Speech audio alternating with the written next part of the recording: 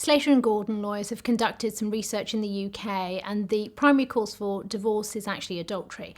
What we are finding is that a huge number of people are coming in raising questions in relation to sexting, inappropriate text messaging and sending of picture messages, and that is being cited more and more within not only adultery petition but also within other divorce petitions.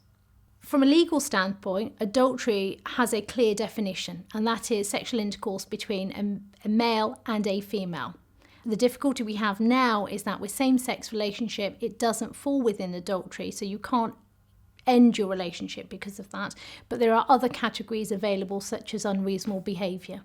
Many people who come into our offices say that they see the sexting and pitch text messaging as adultery. And unfortunately, because of the legal definition of adultery, it doesn't fall within it unless it's to support it and take that petition forward.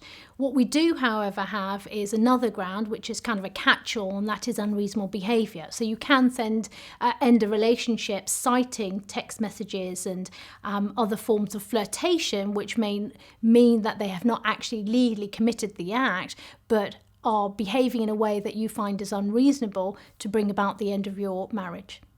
The law has had difficulty adapting to deal with these relationship endpoints. Unreasonable behaviour, which is more of a subjective test, has always been around, and it still allows people to divorce on what their emotional state is, which may not be the same as your own in terms of response to certain text messages or picture text messages that may be sent out, or even meeting for dinner with a person of the opposite sex. So collectively, lots of examples of different things can bring about the end of a relationship.